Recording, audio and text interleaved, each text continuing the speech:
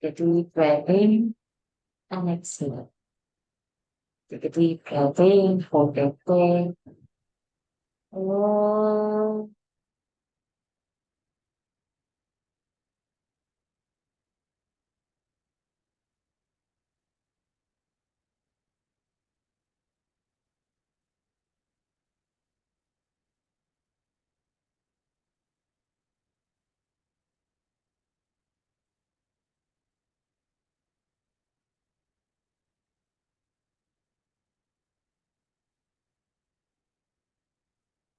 Om Shri Ganeshaya Namaha. Om Shri Saraswatyai Namaha. Om Shri Gurubhyo Namaha. Samasta Jana Kalyane Niratam Karunamayam Namami Chinmayam Devam Sadgurum Brahma Vidvaram Sadgurum Brahma Vidvaram Yo Antah Pravishya Mama Vachamimam Prasuptam Sanjeevayatyakhila Shakti Dharasvadhamna अन्यांश्च हस्तचरणश्रवणत्वगादीन् प्राणान्नमो भगवते पुरुषाय तुभ्यम् प्राणान्नमो भगवते पुरुषाय तुभ्यम् ॐ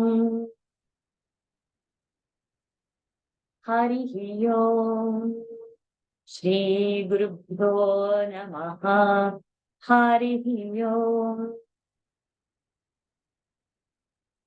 अगजानन पद्मार्कं गजाननमहर्निशम् अनेकदन्तं भक्तानाम् एकदन्तमुपास्महे श्रीमहागणपतये नमः गुरवे सर्वलोकानां भिषजे भवरोगिणां निधये सर्वविद्यानां दक्षिणामूर्तये नमः अस्मद्गुरुचरणारविन्दाभ्यां नमः ज्ञानानन्दमयं देवं निर्मलं स्फटिकाकृतिम् आधारं सर्वविद्यानां हयग्रीवमुपास्महे श्रीहयग्रीवमूर्तये नमः सरस्वती नमस्तुभ्यं वरदे कामरूपिणि विद्यारम्भं करिष्यामि सिद्धिर्भवतु मे सदा श्री सरस्वत्यै नमः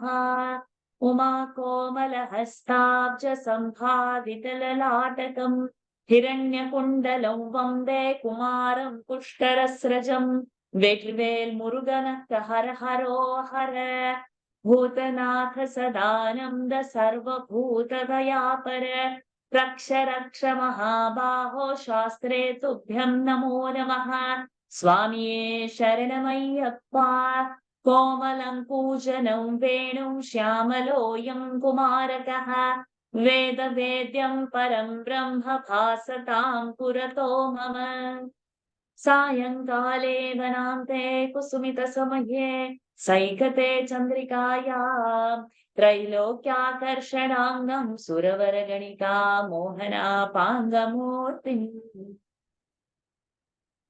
सेव्यं शृङ्गारभावैः नवरसभरितैः गोपकन्यासहस्रैः वन्देऽहं रासकेलीरतमतिशुभगं पश्य गोपालकृष्णम् आनीलश्लक्ष्णकेशञ्ज्वलितमकरसत्कुण्डलं मन्दहासस्यन्दाद्रं कौस्तुभश्री परिगतवनमालोरुहाराभिरामम् श्रीवत्साङ्गं सुबाहुं मृदुलसदुदरं काञ्चनच्छायचेलम् चारुस्निग्धोरुमं भोरुहललितपदं भावयेऽहं भवन्तम् श्रीकृष्ण गोविन्द हरे मुरारे हे नाथ नारायण वासुदेव श्रीकृष्ण गोविन्द हरे मुरारे हे नाथ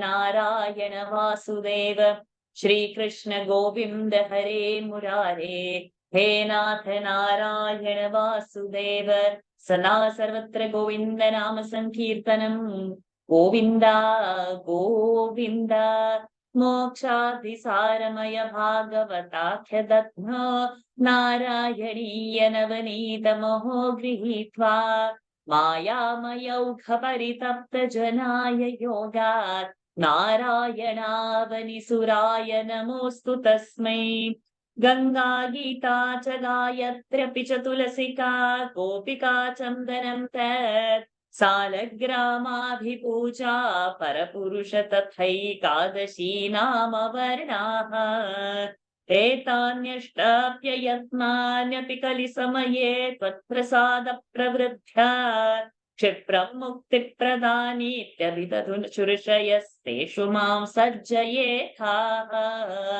हरये नमः गोपिका जीवन स्मरणं गोविन्दा गोविन्द श्री पोन्नुगुरुवायुरप्पने शरणं आनंद चिन्मयने शरणं चोटानिकर भगवती अम्मये शरणं नारायण अखिल गुरो भगवन् नमस्ते.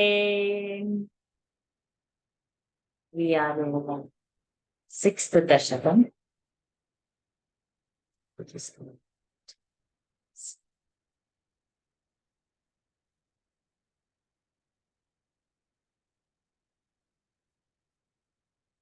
First, we'll do the. We have seen the first 5 verses. We are seeing the Virat Roop of Bhagwan. So we'll chant all the 5 verses. It's a new meter, Vasanta Tilaka. We'll just practice that and then we'll continue with the Virat Rupa.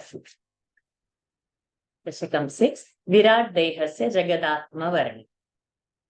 Evam Chaturdash Jaganmayatangatasya Patalamesha Tava Padatalum Vadanti Padordhadeshamabhidevarasatelante Gulphatvayam Khalu Mahatalamadbhutatman Janghe Talatalamatho Sutalanjajanu Kinchorubhagayugalam Vitalatale Dve Kshonitalanjaganamambaramanganaabhed Vakshascha Shakranilayastava Chakrapane Grivamahastava Mukhancha Janastapastu Phalam Shirastava Samastamayasya Satyam Evam Jaganmayatano Jagadashritayir Evam Jaganmayatano Jagadashritayirapyanyairnibaddhavapushe Bhagavam Namaste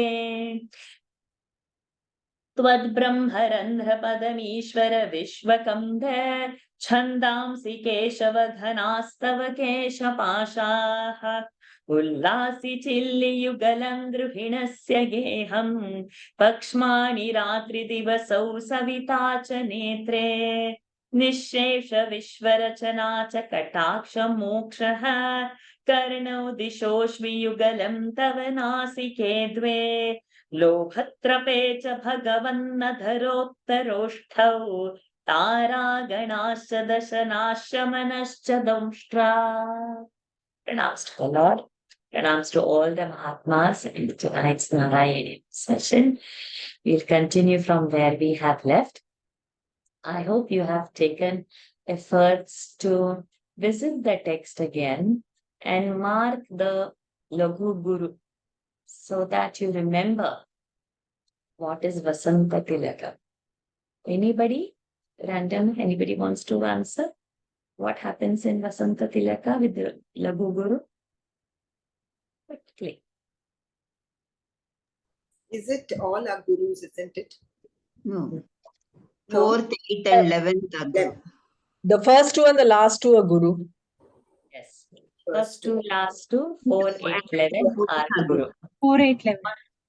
Yes. And what are Guru? Gurus When are it- all the Dirghas, Anuswara and Conjuncts. Conjuncts are not Guru. What is a Guru? Dirgha, Huh? Anuswara, Visarga. Visarga. Halanta. No, what happens? What happens with that conjunct? The previous alphabet is Guru. Yes, to the Kan. The previous alphabet of the conjunct is a Guru. Okay, not to forget. Huh? Then there are some rules, there are some definitions for the ganas, I said. So once you are thorough with the name of the meter, the number of alphabets that it carries, what is the position, eventually in one or two more, after 2 more chapters, we should know the ganas also. what is a Gana. So then to enjoy that Chandas in that Gana, how is it the placed? What happens? Then it is more perfect. So at the moment, I'm just introduced. There are something called as group of alphabets and how a Guru and Lagu is placed. They are combinations of three alphabets. So whether all three are Raghu, or three are Guru, one Lagu, two Guru, one Lagu. What is that permutations and combination? That is called as Gana. So that we will see eventually. Keep that in mind. If I have not spoken about it again, do remind. Okay, let us continue from where we have left. Awesome threesome, we can start from you.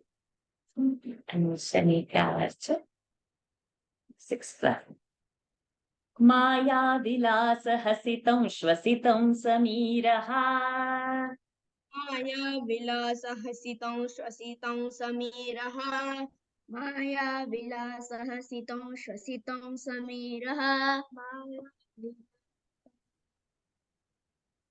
Anika's voice is not heard. So when Anika chants, you turn the laptop or your device towards her.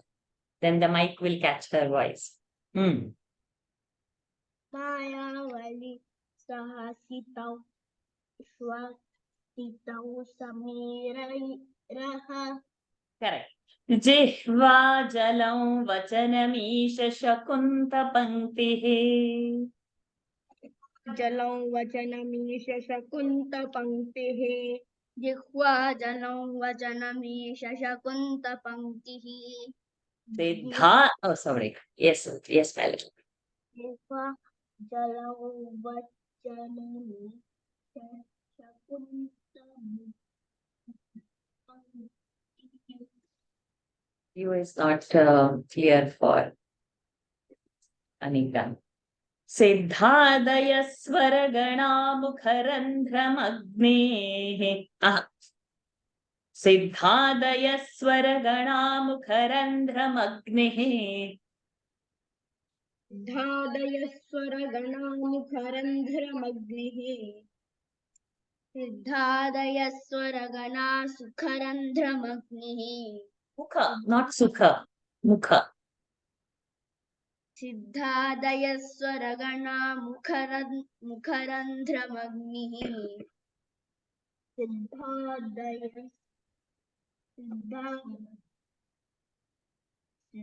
Siddhadayas. सिद्धादयस्वरगणामुखरन्ध्रमग्निः Deva bhujastanayugam tava dharma devaha.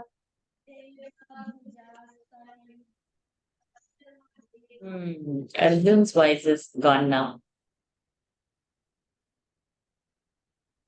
देवाभुजास्तनयुगन्तव धर्मदेवः देवाभुजास्तनयुगन्तव धर्मदेवः देवाभुजस्तनयुगन्तव धर्मदेवः. Two lines. That time Samiraha will become Samiro. Maya vilasa hasitam shvasitam samiro jibha jalam vachanamisha shakunta panktihe. माया विलास हसितं श्वसितं समीरो जिह्वा जलं वचनमे शशकुंत पंक्तिः माया विलास हसितं श्वसितं समीरो जिह्वा जलं वचनमे शशकुंत पंक्तिः माया विलास हसितं श्वसितं समीरो जिह्वा जलं वचनमी शकुन्तपङ्क्तिः. Very good. Siddhadaya swaragana mukharandramagnirdeva bhujastanayugan tava dharma devaha. सिद्धादयस्वरगणामुखरन्ध्रमग्निर्देवा भुजास्तनयुगन्तव धर्मदेवः सिद्धादयस्वरगणा मुखरन्ध्रमग्निः ते सिद्धादयस्वरगणा मुखरन्ध्रमग्निर्देवा भुजास्तनयुगन्तव धर्मदेवः आदयस्वरगणा मुखरन्ध्रमग्निर्देवा भुजस्तनयुगन्तव धर्मदेवः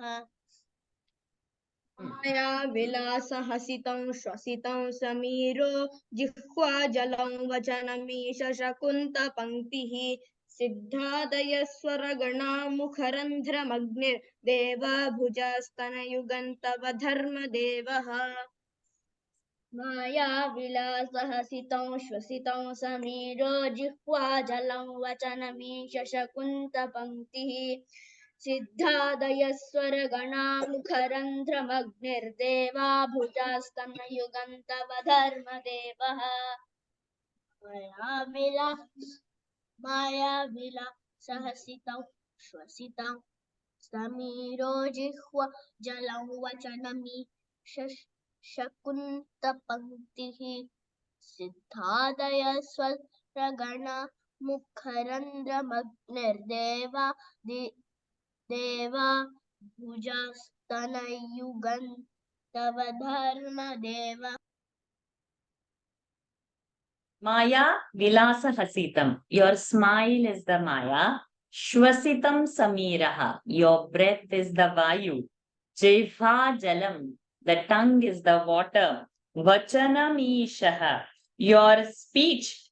Vachanamishaha. Your speech is Shakunta Panktihi. The row of the birds. Then Siddhadaya Swaraganaha. All the swaras are the siddhas. Mukharandraha, mouth, is Agni.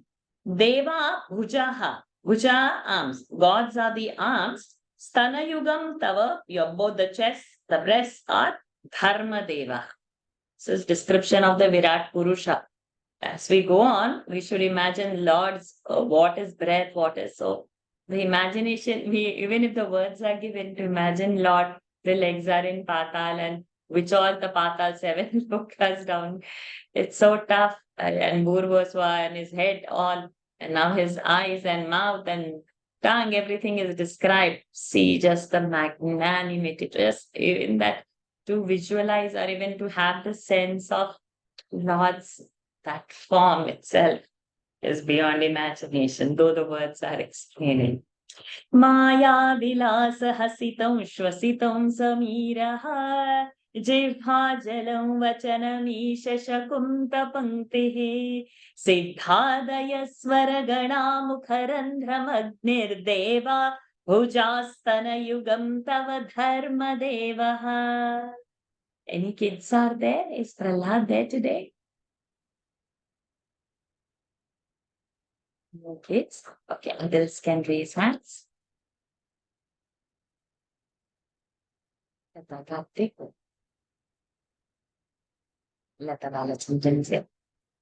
पृष्ठन्त्वधर्मैह देव मनःसुधांशुः पृष्ठन्त्वधर्म इह देव मनःसुधांशुः Say again. पृष्ठन्त्वधर्म इह देव मनःसुधांशुः पृष्ठन्त्वधर्म इह देव मनःसुधांशु Visarga. सुधा okay पृष्ठन्त्वधर्म इह देव मनःसुधांशुः अव्यक्तमेव हृदयाम्बुजमम्बुजाक्ष अव्यक्तमेव हृदयाम्बुजमम्बुजाक्ष अव्यक्तमेव हृदयाम्बुजमम्बुजाक्ष कुक्षिः समुद्रनिवहावसनन्तु सन्ध्ये कुक्षिः समुद्रनिवहावसनन्तु सन्ध्ये कुक्षिः समुद्रनिवहावसनन्तु सन्ध्ये शेफः प्रजापतिरसौ वृषणौ च मित्रः शेफः प्रजापतिरसौ वृषणौ च मित्रः शेफः प्रजापतिरसौ वृषणौ च मित्रः पृष्ठन् त्वधर्म इह देव मनः सुधांशुरव्यक्तमेव हृदयाम्बुजमम्बुजाक्ष पृष्ठन् त्वधर्म इह देवमनः सुधांशुरव्यक्तमेव हृदयाम्बुजमम्बुजाक्ष पृष्ठन् तत्त्वधर्म इह देव मनः सुधांशुरव्यक्तमेव हृदयाम्बुजमम्बुजाक्ष कुक्षिः समुद्रनिवहावसनन्तु सन्ध्ये शेफः प्रजापतिरसौ वृषणौ च मित्रः कुक्षिः समुद्रनिवहावसनन्तु सन्ध्ये शेफः प्रजापतिरसौ वृषणौ च मित्रः कुक्षिः समुद्रनिवहावसनन्तु सन्ध्ये शेफः प्रजापतिरसौ वृषणौ च मित्रः पृष्ठन् त्वधर्म इह देवमनः सुधांशुरव्यक्तमेव हृदय is missing. Sudhanshu's the. पृष्ठन् त्वधर्म इह देवमनः सुधांशुरव्यक्तमेव हृदयाम्बुजमम्बुजाक्ष कुक्षिः समुद्रनिवहावसनन्तु सन्ध्ये शेफः प्रजापतिरसौ वृषणौ च मित्रः पृष्ठन् त्वधर्म इव देवमनः सुधांशुरव्यक्तमेव हृदयाम्बुजमम्बुजाक्ष कुक्षिः समुद्रनिवहावसनन्तु सन्ध्ये शेफः प्रजापतिरसौ वृषणौ च मित्रः Just say the first line. पृष्ठन् त्वधर्म इह देवमनः सुधांशुरव्यक्तमेव हृदयाम्बुजमम्बुजाक्ष Okay. Prishtham to adharma. Your back is the adharma. Mana sudhanshu. The mind is the moon. Avyaktameva hridayambuja ambujaksha. O ambujaksha. O lotus side one. The heart is the avyakta. The unmanifest is your heart. Kukshi samudra nivaha. Kukshi, the stomach, is samudra, the ocean. Vasanam to sandhya. Vasanam, clothes. The clothes you wear, sandhya, dawn and the dusk. Shefa Prajapatihi and Vrushanaucha Mitra. Your private parts are Prajapati and Mitra. Mitra is the sun. Krishtantva dharmaiha deva manas sudhamshurravyaktameva hridayambujamambujaksha kukshis samudra nivahavasanam tu samdhye shepha prajapatirasau vrushanaucha mitraha. It's little dark because the power has gone over. But it doesn't matter. The backup is there for Wi-Fi and some lights. So I will not say, okay, I'll be suffering over here being in Tel Aviv, have power cuts. But it's okay anytime. So there's a power cut. God knows when it would come, by the grace of God. So we can continue without. So, Radha Krishnan ji, Pushpa ji. Shroni sthalam mrugaganav padayornakhaste. श्रोणीस्थलं मृगगणापदयोर्नखास्ते श्रोणिस्थलं मृगगणाः पदयोर्नखास्ते. There won't be dvitva because any is dirgha. Shroni sthalam. Ni is dirgha, is it? Yeah. श्रोणीस्थलं मृगगणाः पदयोर्नखास्ते. Hastyushtra saindhava mukhaagamanantu kalaha. अस्त्युष्ट्रसैन्धवमुखागमनन्तु कालः हस्त्युष्ट्रसैन्धवमुखागमनन्तु कालः. Again. Hastyushtra saindhava mukhaagamanantu kalaha. हस्त्युष्ट्रसैन्धवमुखागमनन्तु कालः. Vipradivarna bhavanam vadanabja bahu. Charu. We'll continue in the second time. विप्रादिवर्णभवनं वदनाब्जबाहु विप्रादिवर्णभवनं वदनाब्जबाहु Charu, so there is no pause over there. Bahu, Charuru Yugma Charanam Karunam Budhe Te.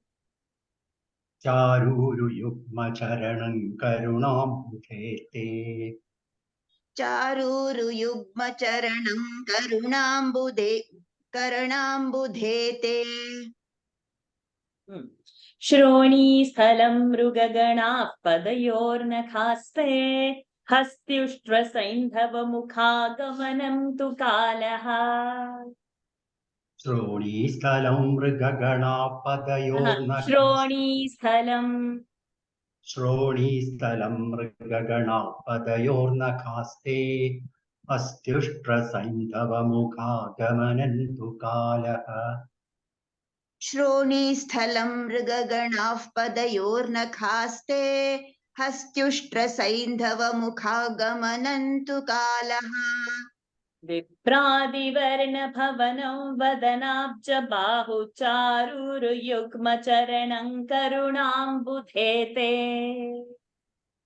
विप्रादिवर्णभवनं वदनाब्जबाहुचारुरुयुग्मचरणं करुणाम्बुधे ते विप्रादिवर्णभवनं वदनाब्जबाहुचारुरुयुग्मचरणं करुणाम्बुधे ते श्रोणीस्थलं मृगगणापदयोर्न Starting tune. श्रोणीस्थलं That is the second and the fourth line tune. Shroni Sthalam is the second and fourth. Shroni Sthalam, that is the first and third line.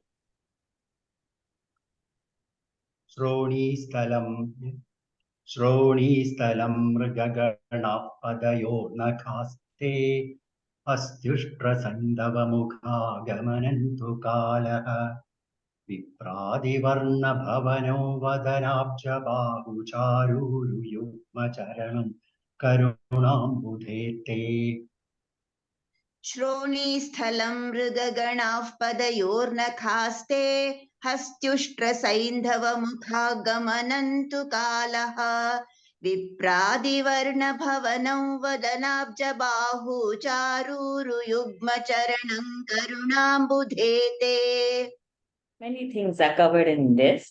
Shroni Sthala, the pelvic region. Mrugagana, it's all the animal kingdom. Your pelvic region is the animal kingdom.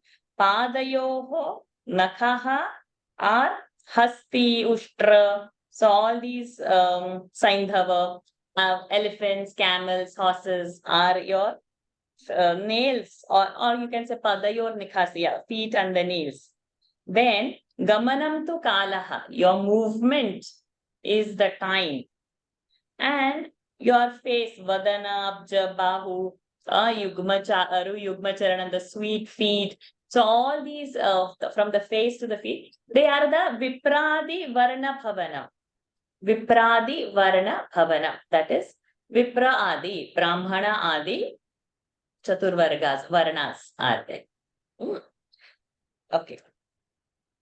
Shroni Sthalam Mrugaganaः Padayornakhaste Hastyushtra Saindhava Mukhagamanam Tu Kalaha Vipradivarna Bhavanam Vadanabja Bahu Charuruyugmacharanam Karunambudhe Te. Karunambudha, the ocean of mercy. Oh, the ocean of merciful one. These things are yours. Like that it is. The starting word is Karunambudete, is the starting. Oh, the merciful one. Oh, the compassion means he's the ocean of compassion. Your waste is of animal, like that. So animal kingdom, it goes in that. Next. Sahanaji, Sumanaji. Samsara Chakramai Chakradhara Kriyaste. संसार चक्रमयि चक्र संसार चक्रमयि चक्रधर क्रियास्ते संसारचक्रमयि चक्रधर क्रियास्ते वीर्यं महासुरगणोऽस्थिकुलानि शैलाः वीर्यं महासुरगणोऽस्थिकुलानि शैलाः कुलानि both ku and ni are short. वीर्यं महासुरगणोऽस्थिकुलानि शैलाः One lo something extra you said in between. वीर्यं महासुरगणोऽस्थिकुलानि शैलाः यं महासुरगणोऽस्थिकुलानि शैलाः वीर्यं महासुरगणोऽस्थिकुलानि शैलाः वीर्यं महासुरगणोऽस्थिकुलानि शैलाः Kulani Shaila tune. Slowly you will get it. Nadya Sarit Samudaya Staravascha Roma. नाड्यः सरित् नाड्य Okay, Nadya नाड्यः Nadya Sarit Samudayas समुदयस् Taravascha Roma. तरवश्च रोम नाड्यः सरित् समुदयस्तरस्तरवश्च रोम नाड्यः सरित् समुदयः Tune, not Nadyas, not like that. Nadya Sarit, that Nadyas is for the second and the fourth. Nadya Sarit, you have to start the verse, the first line, and the third line will have same tune. नाड्यः सरित् समुदयस्तवश्च Roma Nadya Sarit Samudaya Taravascha Roma. नाड्यः सरित् समुदयस्तरवश्च Roma Siyadidam Vapuranirvachaniyamisha. जीयादिदं वपुरनिर्वचनीयमीश जीयादिदं वपुरनिर्वचनीयमीश संसार चक्रमयि चक्रधर क्रियास्ते वीर्यं महासुरगणोऽस्थिकुलानि शैलाः संसारचक्रमयि चक्रधर क्रियास्ते वीर्यं महासुरगणोऽस्थिकुलानि शैलाः संसारचक्रमयि चक्रधर क्रियास्ते वीर्यं महासुरगणोऽस्थिकुलानि शैलाः is going kula वीर्यं महासुरगणोऽस्थिकुलानि शैलाः कुलानि शैलाः संसारचक्रमयि चक्रधर क्रियास्ते वीर्यं महासुरगणोऽस्थिकुलानि शैलाः नाड्यः सरित् समुदयस्तरवश्च रोम नाड्यः सरित् समुदयस्तरवश्च रोम नाड्यः सरित् समुदयस्तरवश्च first line tune. Nadyah Sarit, that is the starting.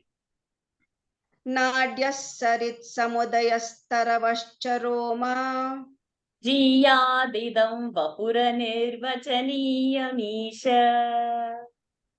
जीयादिदं वपुरनिर्वचनीयमीश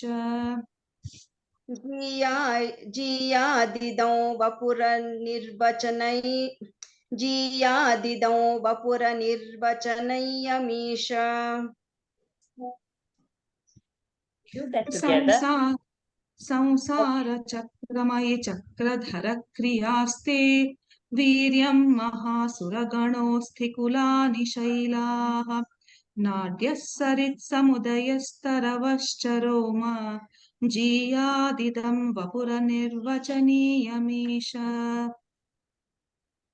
संसारचक्रमयि Chakradhar क्रियास्ते वीर्यं महासुरगणोऽस्थिकुलानि शैलाः नाड्यः सरित् समुदयस्तरवश्च रोम जीयादिदं वपुरनिर्वचनीयमीश O Chakradhara, the one who is holding the chakra, samsara chakramai. Yeah, your activity is the samsara chakra. Okay, so you are a samsara chakramai. The one you are having the activity of that samsara chakra. Viryam Mahasuraganaha. Your power, your Viryam is all Asura's power is your power actually. Asthekulani, all the bones in your are Shailaha, mountains. Nadi is a channel. Nadyaha is plural. Sarit, Samudayaha. Whatever is flowing, all the water bodies, all the rivers, etc. Sarit. So all these are your nadis, your blood vessels, your nerves, veins, arteries are all these rivers, streams, streamlets, all these water bodies that are flowing. Taru, tree. Taravaha, plural. And the trees are your roma. The hair on your body is the tree. Jiyat, may you shine. Idam vapuhu, this body, which is, vapu is body. Anirvachaniyam isha. This is indescribable body. May it always shine. Samsara chakramai chakradhara kriyaste. Viryam mahasuraganosthe kulani shailah. Nadyasarit samudayastaravascharoma Roma Jiyadidam vapura nirvachaniyamishe. Vinaji, Lakshmiji. Idruk jaganmaya vapustava karma bhajam. ईदृग्जगन्मय वपुस्तव कर्म भाजाम् ईदृग्जगन्मय वपुस्तव कर्म भाजा कर्मावसान समये स्मरणीयमाहुः. कर्मावसान समये स्मरणीयमाहुः Again. कर्मावसान समये स्मरणीयमाहुः. You are saying samaraniya. It is Oh, smaraniya. oh, sorry. कर्मावसान समये स्मरणीयमाहुः. कर्मावसान समये स्मरणीयमाहुः. तस्यांतरात्मवपुषे विमलात्मनेते. तस्यांतरात्मवपुषे विमलात्मनेते. तस्यांतरात्मवपुषे विमलात्मनेते. वातालयाधिपनमोऽस्तु निरुन्धिरोगात्. वातालयाधिपनमोऽस्तु निरुन्धिरोगान्. वातालयाधिपनमोऽस्तु निरुन्धिरोगान्.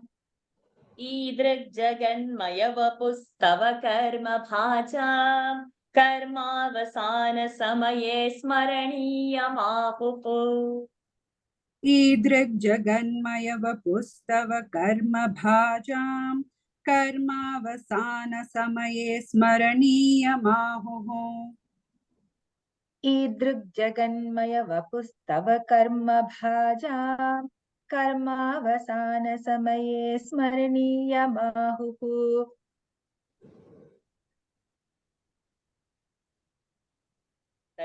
That tune, huh? Tasyantaratma smaraniyamahuः. Tasyantaratmavapushe vimalatmanete. Vaatalayadhipanamostु nirumbhirogaत्. तस्यांतरात्मवपुषे विमलात्मनेते. वातालयाधिपनमोऽस्तु निरुन्धरोगान्. निरुन्धि वातालयाधिपनमोऽस्तु निरुन्धिरोगान्. Varsha, that third line, I think we kind of I'm getting confused now. I always go with your first verse. So the third line of the first verse is always Padordhvadesha, like that. But now you're saying Tasyantaratma, you're saying in the third line. Did we miss something? No. Would that be Tasyantaratma vapushe vimalatmanete? Yes. Yes. Yes. Like that only. Can you repeat that? तस्यान्तरात्मवपुषे विमलात्मनेते वातालयाधिपनमोऽस्तु निरुन्धिरोगान्. Mean? तस्यान्तरात्मवपुषे विमलाते वातालयाधिपनमोऽस्तु निरुन्धिरोगान् तस्यान्तरात्मवपुषे विमलात्मनेते वातालयाधिपनमोऽस्तु निरुन्धिरोगान्. ईदृग्जगन्मयवपुस्तव कर्मभाजाम् कर्मावसानसमये स्मरणीयमाहुः तस्यान्तरात्मवपुषे विमलात्मने ते वातालयाधिपनमोऽस्तु निरुन्धिरोगान् ईदृग्जगन्मयवपुस्तव कर्मभाजाम् कर्मावसानसमये स्मरणीयमाहुः तस्यान्तरात्मवपुषे विमलात्मने ते वातालयाधिपनमोऽस्तु निरुन्धिरोगान्. So now the concluding of this particular Dasakam, Idrug, like this, Jaganmaya Vapuhu Tava, like this whole universe is your Vapu, your body. So on this body, means now anyways this is your body, this is you. So Karma Bhajam, those who are doing all the Karma Kandas, and Karmavasane, and at the time of that when you're going to drop all your karmas also, Smaraniyam Ahuhu, Smaraniya, Kartavya. We saw this in other class where Tavyat Aniyar Pratyay, Niya, Vya Kartavya, Karaniyam. Like this means must. So Smaraniya. This form must be meditated upon by all those who are engaged into the karmas or one who is ready to drop the body. Which form? This Virat Swarup. Then Tasya Antaratma Vapushe Vimalatmanete. This you are the Antaratma. You are the Antaratma of this whole universe. Means this Virat Swarupa. So you are the one who's staying into it. And Vimalatma, you are so pure. So now he's praising him. He said all the description, and then as we are now used to the last line of every Dashaka, O Vatalaya Dipa, O Guruvairappa, Namostu, Namai Namaskaras to you, Nirundhi Merogan, eradicate all my diseases. So you are this means you are so great, then my disease is such an insignificant thing. No? So that much at least you can do. This is how he is praising. So he's praising it to the highest and then bring it to the lower. Then you are such a magical person. In my roga, you can get eradicated so easily. It's not like a very big task for you.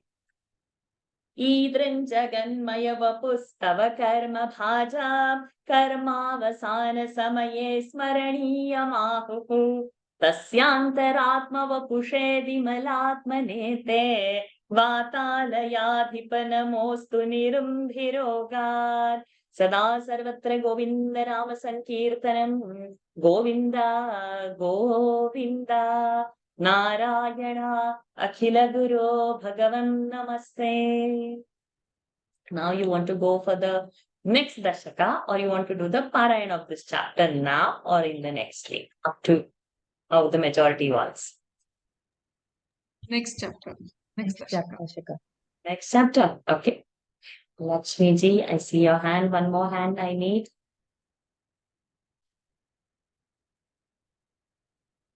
Then Lakshmi ji. So now we are getting into Dashakam 7.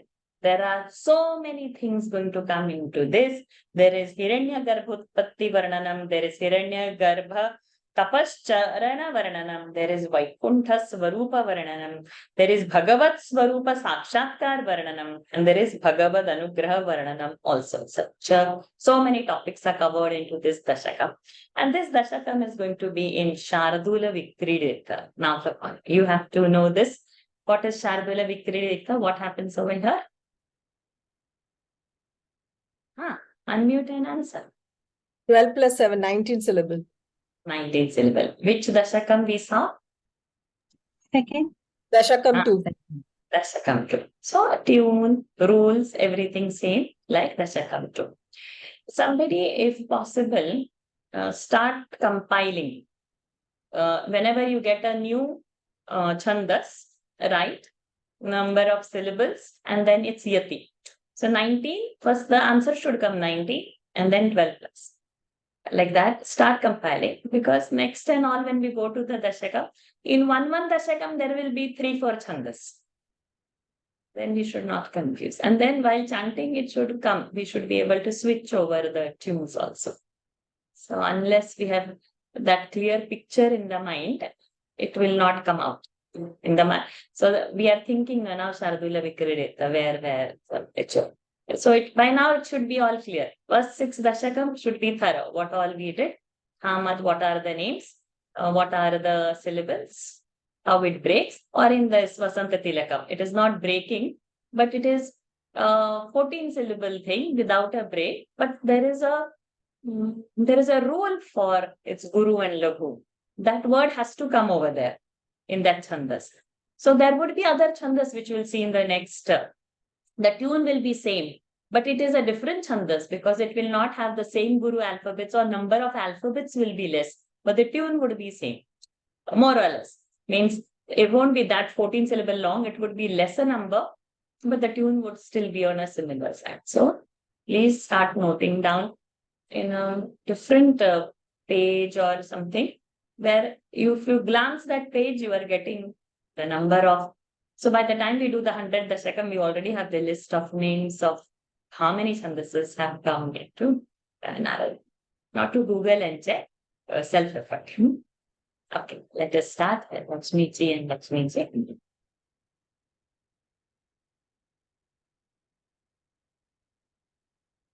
Evam deva chaturdashatmaka jagat. एवं देव चतुर्दशात्मज एवं देव चतुर्दशात्मक जगदत् Chaturdashatmaka jagat. एवं देव चतुर्दशात्मक जगत्.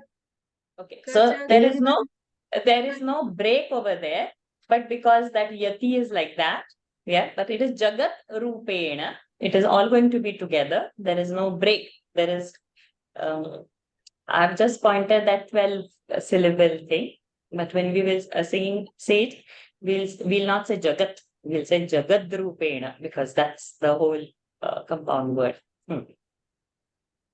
Evan deva chaturdashatmaka jagat. Rupena jatah punaha.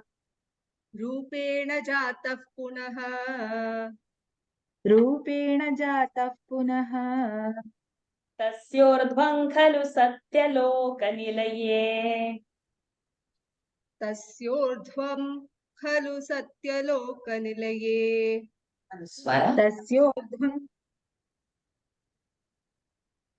तस्योर्ध्वं खलु सत्यलोकनिलये. तस्योर्ध्वं खलु सत्यलोकनिलये. जातोऽसि धाता स्वयं. जातोऽसि धाता स्वयं. जातोऽसि धाता स्वयं. यं शंसन्ति हिरण्यगर्भमखिलत्रैलोक्यजीवात्मकम्. We'll not stop, I think. So it doesn't sound correct. We'll go together. शंसन्ति हिरण्यगर्भमखिलत्रैलोक्यजीवात्मकम्. यं संसन्ति हिरण्यगर्भमखिलत्रैलोक्यजीवात्मकम्. शंसन्तु. यं शंसन्ति हिरण्यगर्भमखिलत्रैलोक्यजीवात्मकम्. यो भूत्स्फीतरजो विकार विकसन्नानासि सृक्षारसः. यो भूत्स्फीतरजो विकार विकसन्नानासि सृक्षारसः. यो भूत्स्फीतरसो विकार विकसन्नानासि not Yo raso. bhutarajo vikasannad. Yo bhutspitarajo vikara vikasannanasi sriksharasah. एवं देव चतुर्दशात्मक जगद्रूपेण जातः पुनस्तस्योर्ध्वं खलु सत्यलोकनिलये जातोऽसि धाता स्वयम्. एवं देव चतुर्दशात्मक जगद्रूपेण जातः पुनस्तस्योर्ध्वं खलु सत्यलोकनिलये जातोऽसि धाता स्वयम्. एवं देव चतुर्दशात्मक जगद्रूपेण जातः पुनस्तस्योर्ध्वं खलु सत्यलोकनिलये जातोऽसि धाता स्वयम्. यं शंसन्ति हिरण्यगर्भमखिलत्रैलोक्यजीवात्मकम् यो भूत्स्फीतरजो विकार विकसन्नानासि सृक्षारसः. यं शंसन्ति हिरण्यगर्भमखिलत्रैलोक्यजीवात्मकम् यो भूत्स्फीतरजो विकार विकसन्नानासि सृक्षारसः. यं शंसन्ति हिरण्यगर्भमखिलत्रैलोक्यजीवात्मकम् यो भूत्स्फीतरजो विकार विकसन्नानासि सृक्षारसः. एवं देव चतुर्दशात्मक जगद्रूपेण जातः पुनस्तस्योर्ध्वं खलु सत्यलोकनिलये जातोऽसि धाता स्वयम्. यं शंसन्ति हिरण्यगर्भमखिलत्रैलोक्यजीवात्मकम् यो भूत्स्फीतरजो विकार विकसन्नानासि सृक्षारसः. एवं देव चतुर्दशात्मक जगद्रूपेण जातः पुनस्तस्योर्ध्वं खलु सत्यलोकनिलये जातोऽसि धाता स्वयम्. यं शंसन्ति हिरण्यगर्भमखिलत्रैलोक्यजीवात्मकम् यो भूत्स्फीतरजो विकार विकसन्नानासि सृक्षारसः. एवं देव चतुर्दशात्मक जगद्रूपेण जातः पुनस्तस्योर्ध्वं खलु सत्यलोकनिलये जातोऽसि धाता स्वयम्. यं शंसन्ति हिरण्यगर्भमखिलत्रैलोक्यजीवात्मकम् यो भूत्स्फीतरजो विकार विकसन्नानासि सृक्षारसः. Lata ji, Lata Karthik as well.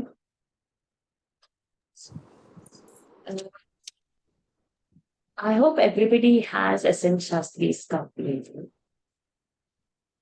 Ready? I think you can have a look at the meaning over there. If I say the meaning, it will take time. I didn't realize that in the last class. And because I started the Dasakam, I completed with the meaning, but if we'll go with the meaning, it will still take longer. Unless if you all want the meaning, I will say if the class goes longer. Enjoying the meaning also. I said it was very enjoyable to listen from you, but I don't know if you don't have time. Anybody else want to say it last time?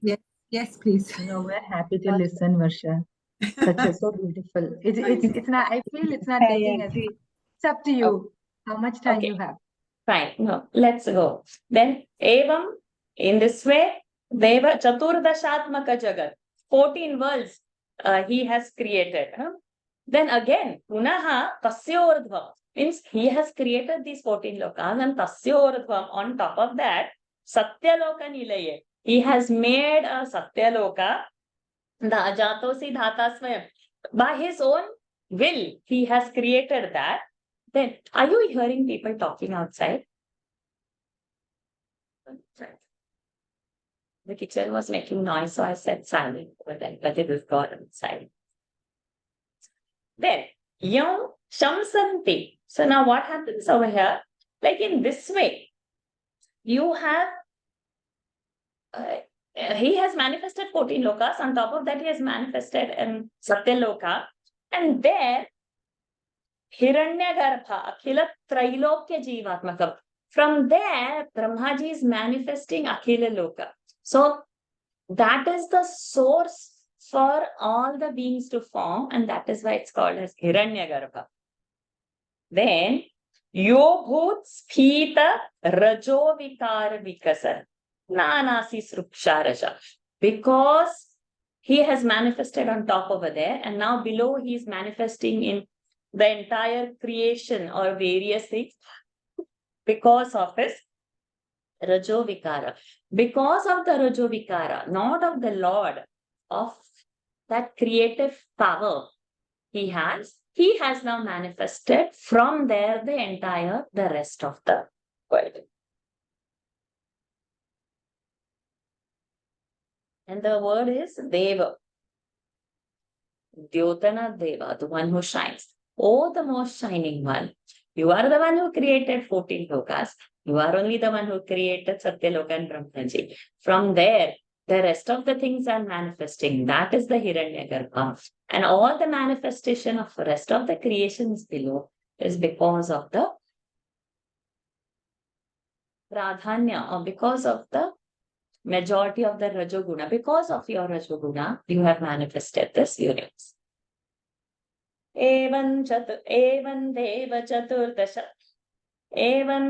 Chaturdaşatmaka Jagadrupena Jatah Punastasyordhvam Khalu Satyaloka Nilaye Jato Siddhata Swayam Yam Shamsanti Hiranyagarbham Akhila Trailokya Jivatmakam Yobhutspita Rajo Vikara Vikasan Nanasi Srukshara Saham. Both Latajis. Soyam Vishwa Visarga Datta Hridaya Sampashyamana Swayam. Soyam Vishwa Visarga Datta Hridaya Sampashyamana Swayam. Soyam Vishwa Visarga Datta Hridaya Sampashyamana Swayam. Bodham Khalvana Vapya Vishwa Vishayan Chintakulastastivām. Bodham Khalvana Vapya Vishwa Vishayan Chintakulastastivān. Bodham Kalvana Vapya Vishwa Vishayan Chintakulastastivān. Tavatvam Jagatam Pate Tapatapetyevam hi Vaihayasīm. Tavatvam Jagatam Pate Tapatapetyevam hi Vaihayasīm. Tavatvam Jagatam Pate Tapapate Evam hi Tapapate no. Tavat Jagatam Pate Tapapate Evam hi. No. Tavatvam Jagatam Pate Tapa Tape. Oh, okay. Sorry. Tavatvam Jagatam Pate Tapatapet Evam hi Vaihayasīm. Tapatapetyevam, keep it together. Tapetyevam. Vani mena vashishrava shruti sukhang purvan stapas preranam. Vani me namashishrava shruti sukham kurvam stapaf. Is it tapaf? Kurvam stapaf prerana. So I'll repeat this line. Vani me namashishrava shruti sukhang purvan stapas preranam. Vani me namashishrava shruti sukham kurvam stapaf preranam. Vani me namashishrava shruti sukham kurvam stapaf preranam. Soyam Vishwa Visarga Datta Hridaya Sampashyamana Swayam. Bodham Khalvana Vapya Vishwa Vishayan Chintakulastasthivām. सोऽयं विश्वविसर्गदत्तहृदयः सम्पश्यमानः स्वयं बोधं खल्वन वाप्य विश्वविषयन् चिन्ताकुलस्तस्थिवान् सोऽयं विश्वविसर्गदत्तहृदयः सम्पश्यमानः स्वयं बोधं खल्वनवाप्य विश्वविषयं चिन्ताकुलस्तस्थिवान् तावत्त्वं जगतां पते तपतपेत्येवं हि वैहायसीं वाणीमेनमशिश्रवश्रुतिसुखां कुर्वंस्तपः प्रेरणाम् तावत्त्वं जगतां पते तपतपेत्येवं हि वैहायसीं वाणीमेनमश्रिश्रवश्रुतिसुखां कुर्वस्तपः प्रेरणाम् तावत्त्वं जगतां पते तावत्त्वं जगतां पते तपतपेत् एवं हि वैहायसीं वाणीमेनवशिश्रवश्रुतिसुखां कुर्वंस्तपः प्रेरणाम् सोऽयं विश्वविसर्गदत्तहृदयः सम्पश्यमानः स्वयं बोधं खल्वनवाप्य विश्वविषयं चिन्ताकुलस्तस्थिवान् तावत्त्वं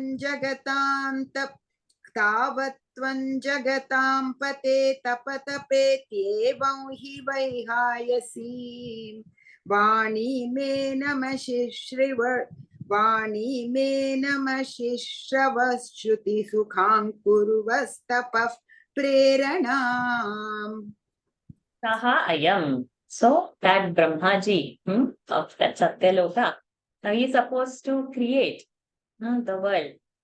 But this Vishwa Visarga, so there is intention that he has to create the world. But Swayam Sampashyamanaha, even he was trying to see on his own, Bodham Khalu na Anavapya, having not known what to do, Bodham, he didn't have the knowledge, Anavapya, not having known the knowledge, Vishwa Vishayam, of the creation of this Vishwa Vishayam, the knowledge of how to create, Chintakula, he worried, Tasthivan, he remained over there, Tastiv. He's supposed to create the universe, but now Lord has created him, given the role of creating the universe as it was before. Kalpakshaya has happened, new Kalpa has formed. So what is there in the previous Kalpa, he has to replicate everything. And he doesn't know what to do. So Tasthivan, Sthitavan, as it is Tasthivan. He remained as it is, Anavapya, having not known what to do. Bodham Khalu na Bodham Khalu Anavapya. Then what? Tavat Tvam. That time Tvam. Tvam over here is who? You means who? Lord, Bhagwanji. Tavat, that time you, O Lord, Bhagwanji. Jagatam Pate, the Lord of the world. Who? Krishna, our Narayana. Tapa Tapa. Iti evam Vaihayasim. That time you just said Tapa Tapa to him. So like this Vani Menam Ashishravaha. This sweet sound, Shruti Sukha, very sweet tone, Brahmaji heard, and that Kurvan Tapah Prernam, and that inspired him to do the penance. So Lord only said very sweet. So he didn't see the Lord. He was sitting over there worried, I don't know what to do about this creation. Now I have to do this. What to do? Then the answer came from the Lord, like as though it's some Akashvani. Lord has not appeared. Lord only uttered these two sweet words, Tapa Tapa. And then Brahmaji got that inspiration, and then he's going to sit for meditation to know. So when we meditate and we reflect, when the mind is calm, things will automatically surface calm. So this is only the Lord gave him the hint that what he has to do further. So I see Sahana's hand as well. Could you do the same verse? Then I will read the whole text. Varshaji, can I repeat the whole verse, please? I haven't Oh, yeah, repeated. okay. Go ahead. Sorry, I'm so sorry. सोऽयं विश्वविसर्गदत्तहृदयः सम्पश्यमान स्वयं बोधं खल्वनवाप्य विश्वविषयं चिन्ताकुलस्तस्थिवान् तावत् त्वं जगतां पतेत पतपेद्येवं हि वैहायसीं वाणीमेन वशिश्रव श्रुतिसुखां कुर्वंस्तपः प्रेरणाम्.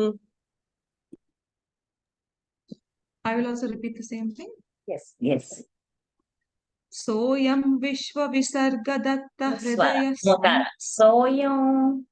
Soyam Vishwa Visargadatta Hridaya Sampashyamanam Swayam.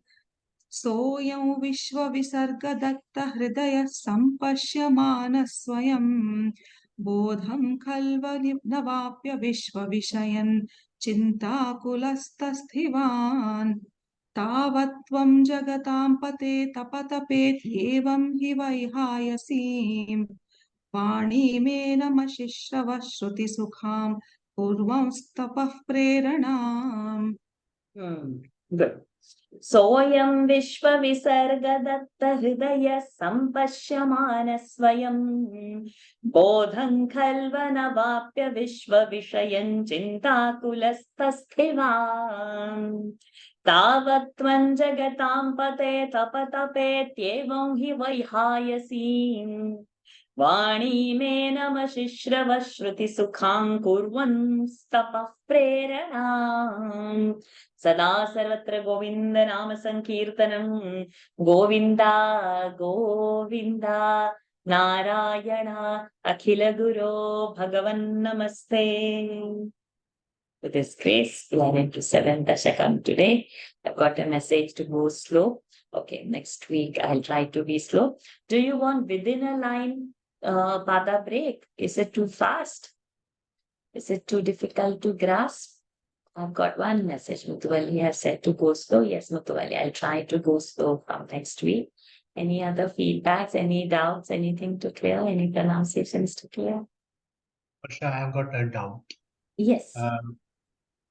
6th Dashakam, Yes. 7th verse. Avyaktameva Hridayam or Hridayam? It is Hridayam. No, Rudayam Bhuja. Because in the PDF it is Hridayam. Okay, so Rudayam Bhuja, Shastri says so, so we'll keep that case. And many books will have like this throughout Narayaneeyam. So many variations we'll get when we take Giri a book, when we take other books. So to clear off all that, we'll hold Shastri as our mark. And somewhere we will have to, okay, we follow one text. So Chinmay Prakashan, we will follow. Also, can you send the PDF of Dashakam 7? I don't have it. Yes, I have not made it. I will definitely. Okay, Sajivji is helping me in this. I will test Sajivji to do. Thank you. Thank you, Ji. Varsaji, in Dashaka 6, Yes. the third verse, the third line, the break, Evan Jagan Mayatano Jagadashritaiv. How do you join those? So Jagadashri Taihi is there, then Jagadashri Tairapi is there, then Anyair Nibadha is there. So Jagadashri Tairapi, so Jagadashri Tairapya Nyair.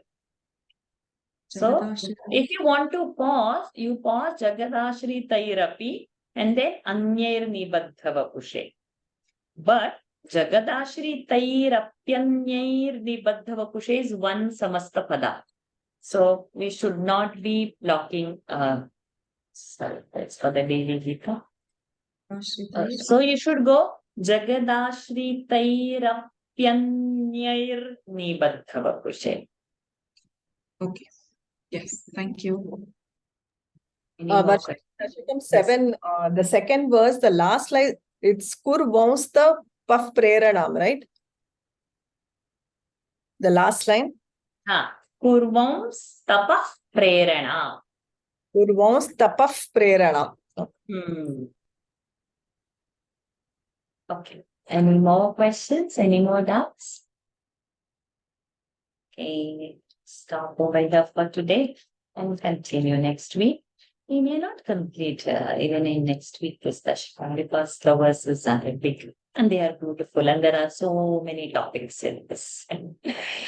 So today's session. Om Purnamadah Purnamidam Purnat Purnamudachyate Purnasya Purnamadaya Purnamevavashishyate Om Shanti Shanti Shanti Harihi Om Shri Gurubhyo Namaha Harihi Om Shri Krishnarpanamastu. Hari Om everyone. Thank you so much for joining. Thank you, Varsha. Thank you. Thank you so Thank you much. so much. Thank you. Thank you, Varsha ji. Hari Om. Hari Om. Thank you. Hari Om. Hari Thank you Om. so much, Varshaji. Hari Hari Om. Om, Varsha Hari ji. Om. Hari Om Hari ji. Om. Hari Om, Hari Varsha Om. ji. Hari Om, my kids. Hari Om ji. Thank you. Thank you. Hari Om. Hari Om, Manish. Thank you, Varsha ji. Hari Om. Thank you, ji. Hari Om.